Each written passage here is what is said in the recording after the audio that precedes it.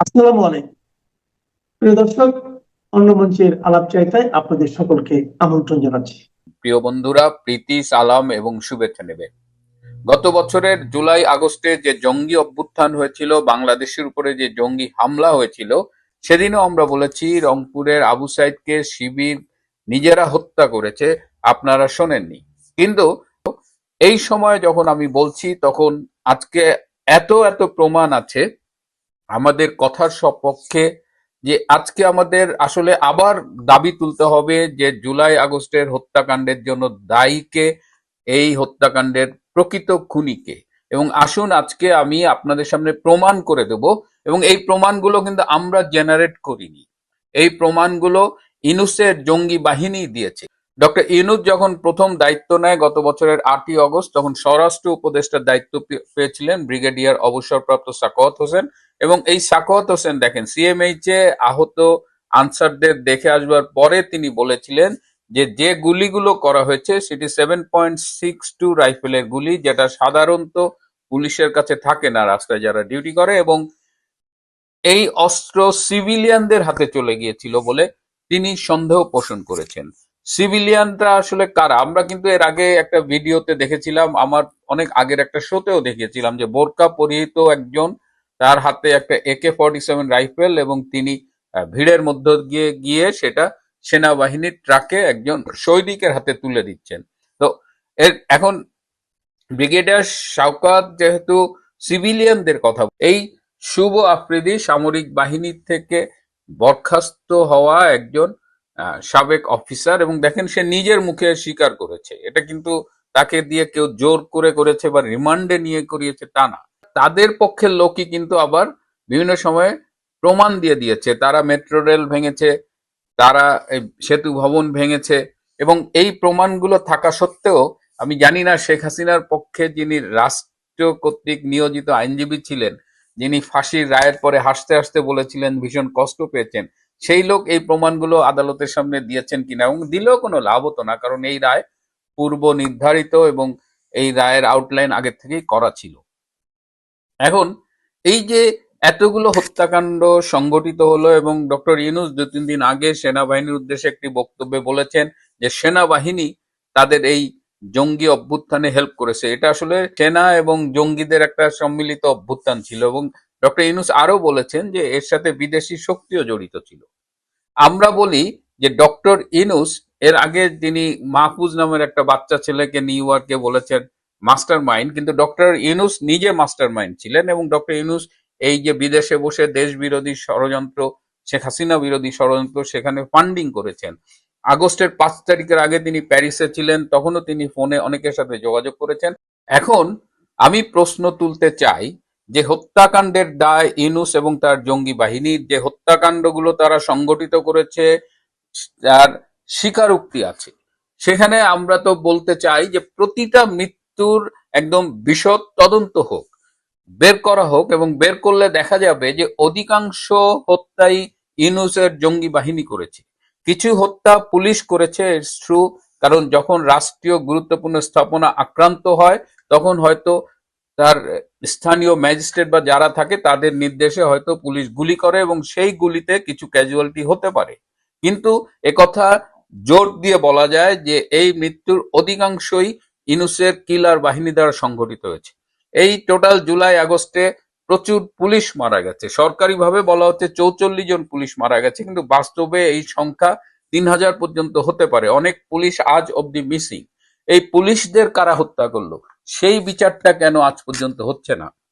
তাড়াহুড়া করে আইসিটিতে একটা বানোয়াট মিথ্যে মামলায় শেখ হাসিনাকে খুনের দায়ে একটা মৃত্যুদণ্ডের রায় দিয়ে একটা মানে, এর ফলে কি হয়েছে, অধিকাংশ মানুষ এবং পৃথিবীর অধিকাংশ সংস্থা বলেন, দেশ বলেন, তারা কিন্তু এই বিচারটাকে প্রত্যাখ্যান করেছে। কেবলমাত্র যারা একদম ডাইহার্ট রাজাকার, ডাইহার্ট জামাত শিবির কিংবা বিএনপির এক অংশ যারা জামাতেরই অপভ্রংশ বলে আমরা মনে করি, তারা ছাড়া সবাই এটি প্রশ্ন তুলছে। আওয়ামী লীগের উচিত হবে, যারা শেখ হাসিনার পক্ষে কাজ করছেন তাদের উচিত হবে এই বিশ্বের কাছে তুলে ধরা যে জুলাই আগস্টের হত্যাকাণ্ডের মূল খুনি হলো ডক্টর ইউনূস এবং তার অনুসারীরা। সব তথ্য প্রমাণ বিশ্লেষণ করে এবং দেখে একথা নিশ্চিত করে বলা যায় যে শেখ হাসিনার নির্দেশে একটিও হত্যাকাণ্ড সংঘটিত হয়নি এবং তিনি কোনো খুনের বা হত্যার নির্দেশ দেননি। নমস্কার, আমি তরুণ ঘোষ। বাংলাদেশ ইস্যুতে মালিক, বুঝতেই পারছেন, মালিক কিছুটা নীতির পরিবর্তন ঘটিয়েছেন। শরৎচন্দ্র চট্টোপাধ্যায় একটা বই লিখেছেন রামের সুমতি। তিনি যদি এখন বেঁচে থাকতেন তিনি লিখতেন মালিকের সুমতি। মালিক অনেক ভেবে চিনতে দেখেছেন যে বাংলাদেশের কাছ থেকে পাবোটা কি। আলটিমেটলি ভারত তো আমায় করতে দেবে না, আমি যা চাইবো ভারত যদি বেঁকে বসে তাহলে আমি বাংলাদেশের বুকে করতে পারবো না। এদিকে ভারতকে আমি খেপিয়ে দিয়েছি। দুটো দেশকে, ভারতকে, তিনটে দেশকে ভারত আমেরিকা খুব ভয় পায়। এক হচ্ছে রাশিয়া, দুই চীন, তিন হচ্ছে ভারত। এক একজনের ক্ষেত্রে ভয় পাওয়ার এক এক রকম ভূমিকা আছে। রাশিয়ার পুতিনের সামনে তার কিন্তু তিনি মুখ খোলেন না। পুতিনের সামনে তিনি একদম চুপ। পুতিন যাই বলুন না কেন তিনি মৃদু মৃদু হাসেন। আলাস্কার বৈঠকে দেখলেন না যে কত হাসি, কত গল্প। যদিও মাথার উপর দিয়ে প্রচুর F-35 উনি উড়িয়েছেন, ভয় দেখাবার চেষ্টা করেছেন, সামরিক শক্তি দেখাবার চেষ্টা করেছেন। পুতিন তো পুতিন, নিজের মতো উনি কথাবার্তা বলে নিজের বাড়ি চলে এসছেন, ক্রেমলিনে ফিরে এসছেন। চীনকে উনি খুব একটা চটার না, মানে সরাসরি মুখে কিছু বলেন না। জিনপিং এর নাম টাম করে উনি টাইট দিতে চেয়েছিলেন নরেন্দ্র মোদীকে। নরেন্দ্র মোদীর নাম করে নানান রকম সোশ্যাল মিডিয়ায় তার প্রচার, ভারত পাকিস্তানের যুদ্ধ নিয়ে তার মধ্যস্থতা দাবি, তার মধ্যে ট্যারিফের ট্যারিফ আমরা করবো না, বাণিজ্য চুক্তি করব না, এসব অনেক গ্যাজা ফ্যাজা গুলফুল বেড়েছেন। দেখলেন কোনো গুলিই তো কাজ হচ্ছে না। নরেন্দ্র মোদী তো ফোনও তুলছেন না। এদিকে করেছে কি, এখন মিড টার্ম ইলেকশন এগিয়ে আসছে। মিড টার্ম ইলেকশনে যদি কিছু না করে দেখাতে পারেন তাহলে পরে তো তার তো ভীষণ সমস্যা। ইমপিচ হওয়ার একেবারে সময় এসে যাচ্ছে, কারণ সব এখন তার বিপক্ষে চলে গিয়েছে। উনি করলেন কি, উনি ভেনেজুয়েলার দিকে চলে গেলেন। আমি এটা কেন আগের কথা এই কারণে বলছি, তাহলে বাংলাদেশের ব্যাপারে আসতে আমার সুবিধা হবে। তাহলে বাংলাদেশের প্রেক্ষাপটটা আপনারা বুঝতে পারবেন যে রামের সুমতি হঠাৎ হলো কেন, মালিকের সুমতি হলো কেন। তো অভিযোগ কি করা হলো? অভিযোগ করা হলো সেখান থেকে প্রচুর ড্রাগ আসছে, মাদুরোর দেশ থেকে প্রচুর ড্রাগ আসছে। একেবারে রাতারাতি গিয়ে মাদুরোকে বল দেওয়া করে নিয়ে চলে এলেন সস্ত্রীক। আজ পর্যন্ত তারপরে ভেনেজুয়েলা থেকে ড্রাগের কোনো গল্প শুনেছেন? শুধু তেলের গল্প শোনা হয়, এত তেল আমরা নেবো, এত তেল বেচবো। ড্রাগের কোনো গল্প কিন্তু সেখানে নেই। এখন তিনি ধরেছেন গ্রিনল্যান্ড। বাঘের মুখে রক্ত পড়ে গেছে, বলেছি বাঘ রক্তের স্বাদ পেয়ে গেছে। এখন ধরেছেন গ্রিনল্যান্ড। এখন গ্রিনল্যান্ড উনি বলেছেন আমি দখল করব, জোরপূর্বক দখল করব। এখন এই নিয়ে ন্যাটোর মধ্যে গন্ডগোল লেগে গিয়েছে। 32টা দেশের মধ্যে আগে তো ব্রেক্সিট করে বেরিয়ে গিয়েছে যুক্তরাজ্য, মানে ব্রিটেন আগে বেরিয়ে গেছে ব্রেক্সিট করে, রইল পরে 31। সেখান থেকে 31 নম্বর, প্রথম নম্বর ব্যক্তি যিনি করেছিলেন সেই ট্রাম্প বাবু, তিনি যদি মালিক যদি এখন উল্টো এখন গাইতে শুরু করেন তাহলে রইল কোথায়? 32-এর জায়গায় দুটো চলে গেল, রইল গিয়ে 30। এই 30টা ইউরোপিয়ান দেশ এখন নিজেদের মধ্যে বিপদের আশঙ্কা করছে। তারাও একেবারে সম্মিলিতভাবে বলেছে আমরা নেদারল্যান্ডের পাশে দাঁড়াবো। এবার নেদারল্যান্ডে সৈন্য সমাবেশ হচ্ছে, ফ্রান্স ওখানে সৈন্য পাঠিয়ে দিয়েছে। একেবারে যুদ্ধের রণডঙ্কা বেজে গেছে। এই যুদ্ধ হচ্ছে অশুভ যুদ্ধ হবে সেটা জানা কথা, কিন্তু একটা ঘোঁট পেকে গেল। এই যে একটা ন্যাটো বাহিনী, এই ন্যাটো বাহিনী আদৌ টিকবে কিনা, কারণ একটা বৃহৎ অংশ দিত আমেরিকা। আমাদের মালিকের বক্তব্য হচ্ছে যে ওরা রক্ষা করবে, ন্যাটো রক্ষা করবে ইউরোপ। তাহলে আমেরিকা এত পয়সা দেবে কেন? কারণ আমেরিকার নিজস্ব শক্তি যথেষ্ট, সে পৃথিবীর নাম্বার 1 শক্তিধর দেশ। তার মিলিটারি শক্তি, তার বাজেটের $1.5 ট্রিলিয়ন তার বাজেটের ডিফেন্সে খরচা হয়। সে কেন এখানে নাক গলাতে যাবে? তোমাদের ব্যাপার, তোমরা বুঝে দাও, তোমরা ন্যাটোকে পোষো, তোমাদের পয়সা দিয়ে পোষো, আমি এর মধ্যে যাব না। এই নিয়ে লেগে গেছে ন্যাটোর সঙ্গে ঝামেলা। একই সঙ্গে গ্রিনল্যান্ড নিয়ে লেগে গেছে ইউরোপিয়ান কান্ট্রিগুলোর ঝামেলা। এখন এই অবস্থা ইউরোপিয়ান কান্ট্রিগুলোতে একা হয়ে গেছে। তারা সব দলে দলে এবার ভারতের সঙ্গে যোগাযোগ করতে শুরু করেছে। ইটালি প্রাইম মিনিস্টার মিলোনি বলেছেন যে আমাদের ফ্রান্সের প্রেসিডেন্ট ইমানুয়েল ম্যাক্রো, তার পদাঙ্ক অনুসরণ করতে হবে। তিনি যেরকম ভাবে ভারতের সঙ্গে চুক্তিবদ্ধ হয়েছেন, আমাদেরও ভারতের সঙ্গে চুক্তিবদ্ধ হতে হবে। এই করে 21টা দেশের রাষ্ট্রনেতারা সম্মিলিতভাবে আগামী সপ্তাহে হয়তো ভারতবর্ষের দিকে আসবেন মোদির সঙ্গে দেখা করতে। এবং মোদিজির সঙ্গে তারা ট্রেড ডিলটি যা করা জার্মানিতে করে নিয়েছে, ব্রিটেন করে নিয়েছে, ফ্রান্সও করে নিয়েছে। বাকি যারা রয়েছে তারা সমস্ত এসে ট্রেড ডিল ফিল করে নিজের সামনে নেবে এবং তারা ভারতবর্ষের সঙ্গে যোগ দেবে। এর মধ্যে হয়েছে কি, জয়শঙ্কর বলে দিয়েছেন যে আমরা ব্রিক্স গঠন করব। এই যে ব্রিক্স যদি গঠন করেন, ট্রাম্পের সব থেকে ভয় হচ্ছে ব্রিক্স এবং চায়না।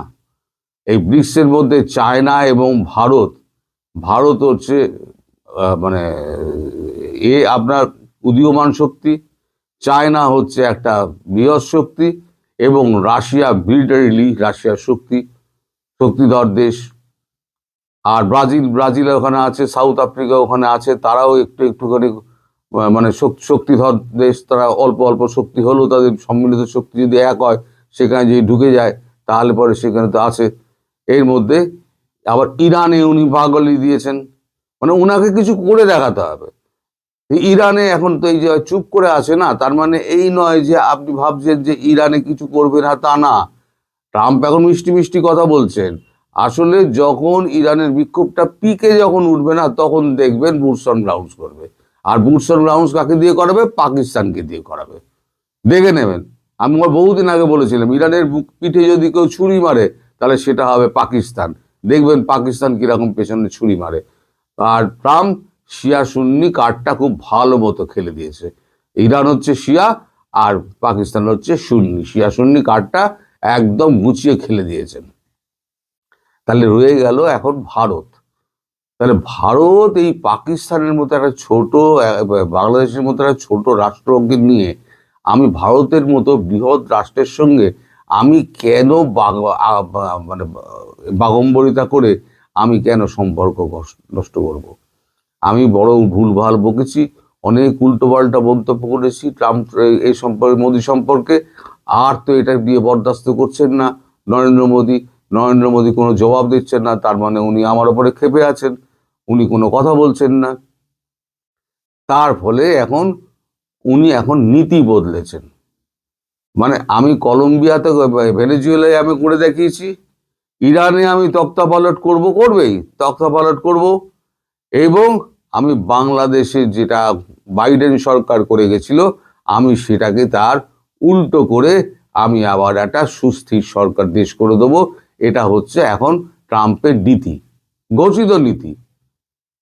সেটা কয়েকটা কাগজে বেরিয়েছে, আমরা ওয়াশিংটন পোস্টে বেরিয়েছে, তারপর ওয়াশিংটন টাইমসে বেরিয়েছে, তারপর নিউ ইয়র্ক টাইমসে বেরিয়েছে, একটা প্রেস বিবৃতিও, একটা প্রেস কনফারেন্সও করেছে।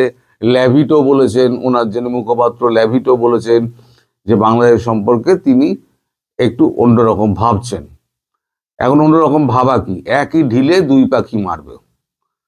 যদি বাংলাদেশকে, যদি ইউনূসকে যদি হটিয়ে দিতে পারে এবং একটা স্বচ্ছ সরকার যদি ওখানে গঠন হয়, দেশ যদি শান্ত হয়, শেখ হাসিনাকে যদি ফিরিয়ে দেওয়া যায়, তাহলে ভারতকে একটা গ্রিন সিগন্যাল দেওয়া যাবে যে ভাই ভারত, তোমার তোমার সঙ্গে কিন্তু আমার সম্পর্ক কিন্তু আমি ঠিক করার পথে, মোদিজি আমার সঙ্গে কথাবার্তা শুরু করুন।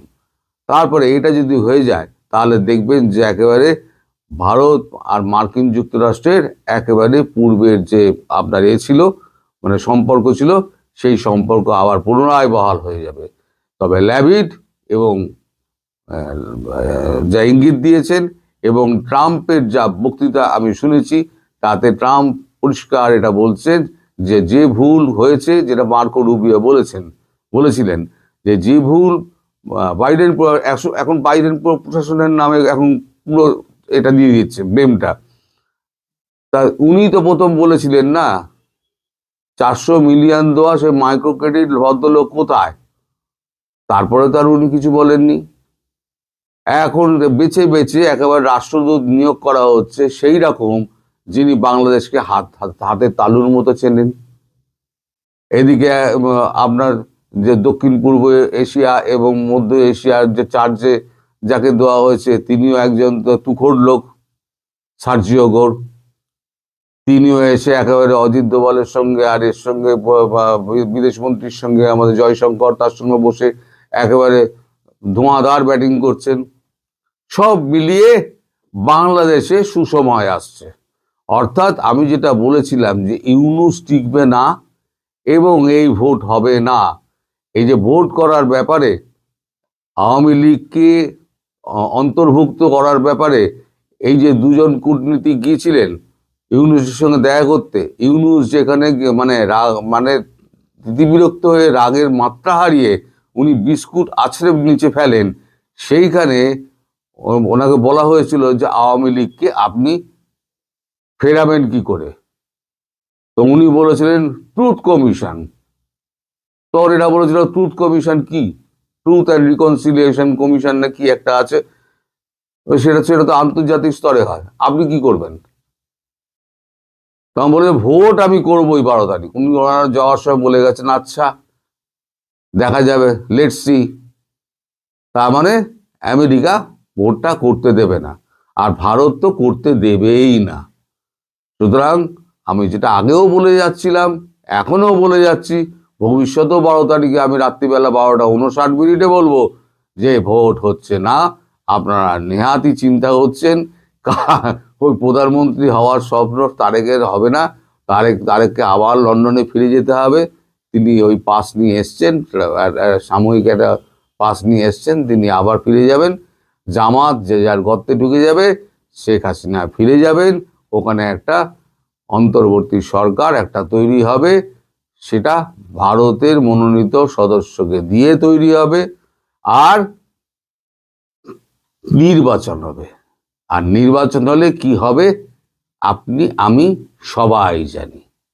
তারপরে হবে আসল খেলা, যে খেলা এই যে যত কচি কচা সংসদ যত মনে ছিল না মন্ত্রী হবে, এইসব মন্ত্রী হওয়া, এই যে মিটিং করে জামাতের সঙ্গে আমার 6 জন মন্ত্রী হবে, তার মানে 6 জন মন্ত্রী হবেন উনি একেবারে নিশ্চিত হয়ে গেছেন। তাহলে কিরকম ইলেকশন উনি অ্যারেঞ্জ করছেন আর কি, এইরকম ইলেকশনের কি মাথা মুন্ডু আছে ভগবান জানে। হ্যাঁ, তা আবার বলছে ইতিহাসের সর্বশ্রেষ্ঠ ইলেকশন হবে, সারা পৃথিবী চেয়ে দেখবে এরকম একটা ইলেকশন। চেয়ে পৃথিবী দেখবে বটে যদি ইলেকশনটা হয়। আর আপনি যদি সুস্থ শরীরে দেশে মানে জেলের বাইরে থাকেন, তারপর কি হবে জেলের ভেতরে সে তো আল্লাহ জানে, আর আপনার ভাগ্য আমরা তো জানি না। তবে মালিক কিন্তু ঘুরে গেছে, মালিক কিন্তু আপনাকে আর বাঁচাতে আসবে না। মালিকের লোকজন আপনাকে এখন শুধু চাপ দেবে, আর এখানে ফ্যাংশনের মুখে ফেলে আপনাকে একেবারে পর্যুদস্ত করে দেবে। সুতরাং 12 তারিখে ইলেকশন তো হচ্ছেই না, হয়তো ইলেকশন পেছোতে পারে, সেখানে একটা অন্তর্বর্তী সরকার বা নিরপেক্ষ একটা সরকার হবে সবাইকে নিয়ে, সেখানে একটা নির্বাচন হবে, সেখানে সব দল থাকবে নির্বাচনে, সেইটা হবে শেখ হাসিনার প্রত্যাবর্তন। কারণ সেটা কবে হয় খুব নজর রাখুন, যেরকম তৎপরতা চলছে তাতে খুব একটা দেরি হবে বলে আমার মনে হচ্ছে না। কারণ মালিক একেবারে প্রকাশ্যে বলে দিয়েছেন আমি আর পূর্বের অবস্থানে নেই। সুতরাং অপেক্ষা করুন, সবাই ভালো থাকুন। মানে গতকালকে হাসনাত আব্দুল্লাহর এই বক্তব্যের পর এটা নিয়ে চারদিকে আলোচনা শুরু হয়েছে যে হাসনাত আসলে কাকে বলছেন, কাকে তিনি এই ভণ্ড হিসেবে আখ্যায়িত করেছেন। এটা কি সার্জিস, নাকি নাসিরউদ্দিন পাটোয়ারি, নাকি আসলে অন্য কোন দলের রাজনৈতিক নেতাকে? যদি অন্য কোন দলের রাজনৈতিক নেতাকে বলেন, হাসনাতের একটু ভাবা উচিত ছিল আসমানে স্যাপ মারলে, মানে থুথু মারলে সেটা নিজের গায়ে আসে। কারণ এনসিপির মধ্যেও তো আমরা এই ধরনের লেবাস দেখতে পারি, যেটা হাসনাত আব্দুল্লাহ মনে করেন যে এটা ভণ্ডামি। তো ভণ্ডামিটা কি? এই মুহূর্তে এনসিপি জামায়াত ইসলামের একটা জোট, আর বিপরীতে বিএনপি। তো বাংলাদেশের নির্বাচনের কিছু জিনিস আছে কি, নির্বাচন আসলে ওয়াদার ফুলঝুরি চলে, নির্বাচন আসলে কোলাকুলি মুসাফার একটা কি বলা হয় যে হুলুস্থুল কাণ্ড চলে। এর বাহিরে আরেকটা আসে, সেটা হচ্ছে পাঞ্জাবি পড়া। একজন রাজনৈতিক নেতা তিনি পাঞ্জাবি পড়বেন। আবার ধর্মীয় পয়েন্ট অফ ভিউতে অনেকে আবার একটু টুপিও লাগায়, যেন দেখতে একটু অন্যরকম লাগে, একটু সুফি সুফি ভাব লাগে। জনগণ যেন মনে করে আহারে অমুক ভাইয়ের চরিত্র ফুলের চেয়েও পবিত্র। তবে হাসনাত আব্দুল্লাহ মনে করছেন এরা আসলে সবাই ভণ্ড। তা আমরা দেখছি ইদানিং সময়কালে সার্জিস আলম টুপি পরা শুরু করছেন। তিনিও কি ভণ্ডামের উদ্দেশ্যে পড়ছেন, নাকি হজ করে আসার পরে? নাসিরউদ্দিন পাটোয়ারি আগাগোড়া সবসময় চুল টুল শার্ট পাট লয়ে হাঁটতো, এখন দেখি যে নিয়মিত পাঞ্জাবি টুপি পড়ছেন। নির্বাচনে ভোট পাওয়ার ধান্দামি ভণ্ডামি, নাকি আসলে ভেতর থেকে হেদায়েত হয়ে গেছেন? তারা দুজন যদি হেদায়েত হন, তাহলে বাকিরাও নিশ্চয়ই হেদায়েত হয়েছেন। কথা বলছি হাসনাত আব্দুল্লাহর একটা বক্তব্যকে ঘিরে এই মুহূর্তে সমালোচনা চলছে। তিনি বলছেন যে নির্বাচনের আগে ইস্ত্রি করা পাঞ্জাবি লম্বা টুপি ইরি খেতে নেমে যাওয়ার হিপ্রোকেসি মানুষ এখন বোঝে। আমির হামজারে দেখছি, আর ওই যে কি বলা হয় যে একটা আছে না মালয়েশিয়ার কি জানি জামাত ইসলামের প্রার্থী ফয়জুল হক, ক্ষেতের মধ্যে নেমে যায় দৌড়ে গিয়া। ওয়াও! তবে হাসনাত আব্দুল্লাহ মনে হয় না তার জোটের লোকদেরকে এরকম কথা বলছেন। নির্বাচন কমিশনে গতকালকে আপিল চলছিল। বিএনপি নেতা আব্দুল আওয়াল মিন্টু এবং হাসনাত আব্দুল্লাহর মধ্যে একটু বাকবিতণ্ডা হয়েছে। তো মিন্টু সাহেব তিনি অশোভন আচরণ করেছেন এবং কমিশন কর্তৃক বিষয়টি এড়িয়ে গিয়েছে, আর এতেই খেপেছে হাসনাত আব্দুল্লাহ। হাসনাত বলছে একাডেমিক পরিবেশে যখন আইনজীবীরা দ্বৈত নাগরিকত্ব নিয়ে যুক্তিতর্ক করছিলেন, তখন আব্দুল আওয়াল মিন্টু হঠাৎ মুসার দিকে তেরে যান এবং blood is civilian, blood is citizen বলে গালিগালাজ তিনি করেন। এমনকি পরিস্থিতি এতটাই উত্তপ্ত হয়ে ওঠে যে তার ছেলে তাবিদ আওয়াল তাকে কমিশন কক্ষ থেকে বাইরে নিয়ে যেতে বাধ্য হন। আব্দুল আওয়াল মিন্টুর সমালোচনা করে হাসনাত বলছেন, যারা এলিটিজম অর্থাৎ বড়লোকিপানা দেখাতে আসে, তারা যেন রাজনৈতিক এলিসিটিজম ঘরেই রেখে আসে। আপনি কাউকে ব্লাডি সিটিজেন বলবেন, আবার তাদের কাছেই ভোট চাইবেন, সেটা হবে না।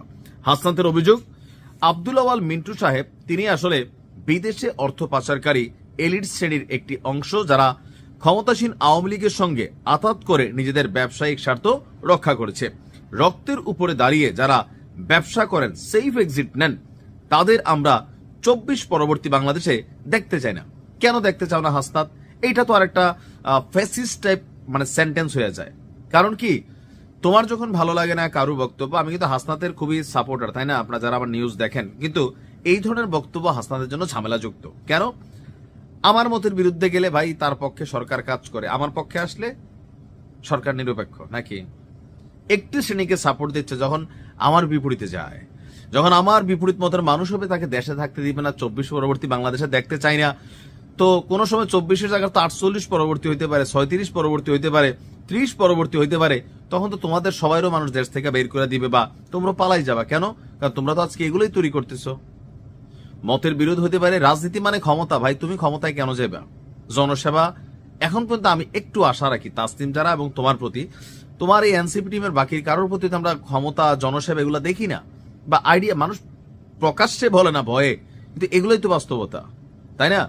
রাজনৈতিক নেতারা রাজনীতি করবে, ক্ষমতার জন্য মারামারি করবে, কামড়াকামড়ি করবে, কিন্তু পাঞ্জাবি টুপি, তারপর হচ্ছে যে এই লম্বা লম্বা ড্রেস রেখা ভণ্ডামি, এখন এই কথাগুলো আসলে কারো বোঝানো হয়েছে, হাসনাতের আসলে ভালো জানে। আমি মনে করি এটা ক্লিয়ার ব্যাখ্যা দেখ, নয়তো কেউ কেউ ভাবছেন সার্জিস এবং নাসিরউদ্দিন পাটোয়ারিকে মুখোশ খুলে দিছে, কেউ ভাবতেছেন বিএনপিতে অনেক নেতা আছেন, পাঞ্জাবি পরেন, টুপি পরেন না, তবে টুপি পাঞ্জাবি পরেন এমন একটা নেতা জামাতেও আছেন।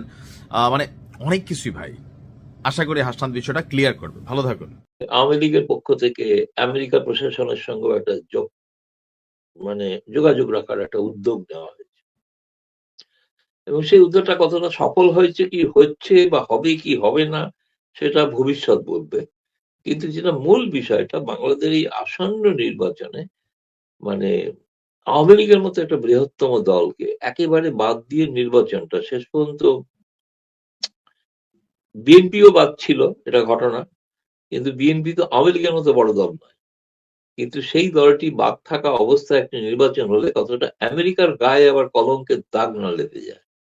ফলে আমেরিকারও একটা কিন্তু চাপ আছে, চাইছে একটা কোন রকম, আমার যতদূর ধারণা, আমি বলতে পারবো না যে স্যার গোর এখন এই বিষয়ে আলোচনা করেছেন কিছু, কিন্তু আমি যেটা জানি আওয়ামী লীগের পক্ষ থেকে তারা আমেরিকা প্রশাসনের সঙ্গে ইতিমধ্যেই যোগাযোগ করেছেন, যোগাযোগ করছেন, যাতে কোনোভাবে নির্বাচনটাকে গ্রহণযোগ্য করা যায়। গ্রহণযোগ্য করার অর্থ একটাই, সেটা হচ্ছে আজকে অন্তত পররাষ্ট্রমন্ত্রী, সাবেক পররাষ্ট্রমন্ত্রী হাসান মাহমুদ যা বলেছেন, সেটা হচ্ছে ইউনূসের পদত্যাগ, ইউনূসের পরিবর্তে একটা নতুন কেয়ারটেকার সরকার, তার অধীনে নির্বাচন হলে আওয়ামী লীগের পক্ষে কারণ বর্তমান ইউনূস সরকার লেভেল প্লেইং ফিল্ড দেবে না।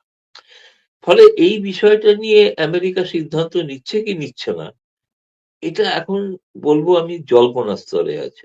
ফলে একটা আলোচনা হচ্ছে না, আপনি সঠিক প্রশ্ন করেছেন, এবং আমার ধারণা একটা আলোচনা কোথাও একটা নিশ্চিতভাবে চলছে। কিন্তু আমেরিকার কাছে একটা প্রশ্ন আসছে, যে প্রশ্নটা আমেরিকাকে শুনতে হবে ভবিষ্যতে, যে বা আওয়ামী লীগ ব্যতীত একটা নির্বাচনকে তারা যে অনুমোদন দিলেন, সেই অনুমোদনটা কতটা বিশ্বের কাছে গ্রহণযোগ্য হতে পারে। সেই বিষয়টা একটা আমেরিকার উপরও, ট্রাম্পেরও তার নিজের দেশের কনস্টিটিউয়েন্সিতে এই প্রশ্ন উঠতে পারে আর কি। ফলে এটা ট্রাম্পের পক্ষে কতটা সুখকর হবে, বাংলাদেশে একতরফা একটা নির্বাচন, যে নির্বাচনে আওয়ামী লীগ থাকবে না, সেটা আমেরিকার ট্রাম্প হয়তো সেটা অনুমোদন দিলেন, বিএনপি বা জামায়াত তারা ক্ষমতায় এলেন, কিন্তু ট্রাম্প কি তার নিজের দেশের মানুষকে বোঝাতে পারবেন যেটা কেন দরকার ছিল? আমি জানি না। তিনি এখনো বাংলাদেশের নির্বাচন নিয়ে কোনো কমেন্ট করেননি প্রকাশ্যে, এমনকি আওয়ামী লীগের বিরুদ্ধেও কমেন্ট করেন। নির্বাচনে আসার আগে বরং তিনি কমেন্ট করেছিলেন যে বাংলাদেশে হিন্দুদের উপর অত্যাচার হচ্ছে, সেটা বিবৃতি দিয়েছে। আর ইলেকশনের একটা অন্যতম প্ল্যান ছিল যেটা। তাহলে সেই হিন্দুদের উপর অত্যাচারের ঘটনা যখন ট্রাম্প বলেছিলেন, সেটা অনেকাংশে ভারতকে সন্তুষ্ট করা, একই সঙ্গে আওয়ামী লীগকেও সন্তুষ্ট করা বলেই আমার মনে হয়। এখন যদি ট্রাম্প কোনো নতুন সিদ্ধান্ত নিয়ে থাকেন সেটা আমার কাছে জানা নেই, তবে আমেরিকা একটা খুবই মরিয়া হয়ে একটা মধ্যস্থতা করার চেষ্টায় আছে, এই বিষয়ে কোনো সন্দেহ নেই। কারণ সার্জি গোর তিনি কেবলমাত্র ভারতের রাষ্ট্রদূত নন, না, তিনি দক্ষিণ এশিয়া এবং মধ্য এশিয়া তারও দায়িত্ব। ফলে বাংলাদেশে যিনি আমেরিকান রাষ্ট্রদূত আছেন, তারও প্রায় প্র্যাকটিক্যালি বস বলা যেতে পারে সার্জি গোর। ভারত বাংলাদেশ যদিও বা এক হতে পারে, কোনো এক সুরে আসতে পারে, ভারত আমেরিকা বাংলাদেশ এক সুরে আসবে এটা আমার কাছে বিশ্বাসযোগ্য মনে হয় না। আমেরিকা বাংলাদেশ এক সুরে আসতে পারে, কিন্তু এটা ভারতের সিদ্ধান্ত, যেটা সেই সিদ্ধান্তটা হচ্ছে যে আমেরিকা যা যা বাংলাদেশকে ব্যবহার করতে চায়, যেভাবে ব্যবহার করতে চায়, এটা উপনিবেশ হিসেবে, সেই উপনিবেশ হিসেবে আমেরিকা যে ব্যবহার করতে চায়, সেটা ভারত কখনোই সায় দেবে না। ভারত সেন্ট মার্টিন দ্বীপকে দিয়ে দেওয়ার বিরোধী ছিল, ভারত বঙ্গোপসাগরে কোনো আমেরিকার সামরিক ঘাঁটি হোক তার বিরোধী। ভারতের সামরিক প্রধান সেই সময় যিনি ছিলেন, তিনি প্রকাশ্যে বলেছিলেন ভারত চায় না এরকম কোন তৃতীয় দেশের ঘাঁটি হোক এখানে। ভারত কখনোই চাইবে না যে বাংলাদেশে একটা আমেরিকার সামরিক ঘাঁটি হোক। ভারত কখনোই চাইবে না যে আমেরিকা বাংলাদেশের মাধ্যমে ওই মায়ানমারের একটা করিডোর তৈরি করুক, এটা ভারতের নীতি নয়। ফলে আপনি বলছেন যে ভারত আমেরিকা চায় বার্মা অ্যাক্ট বাস্তবায়ন করতে, যেটা ভারতের সহযোগিতা সম্ভব না, ভারত সেখানে সহমত নয়। ফলে একটা মৌলিক পার্থক্য রয়েছে, এবং ভারতের যদি আপনি বলেন, ভারতের অধিকাংশ মানুষ তারা কিন্তু আমেরিকা বিরোধী, তারা ওটাকে মনে করে সাম্রাজ্যবাদী দেশ। এবং আজকে একটা প্রধান কাগজের হেডলাইন হয়েছে ইয়াংকি শব্দ ব্যবহার করে। ইয়াংকিটা খুব মানে এক ধরনের স্ল্যাং। আজকে টাইমস অফ ইন্ডিয়া কাগজের হেডলাইন হচ্ছে ইয়াংকি। ফলে এইটা হচ্ছে ভারতের মানসিকতা।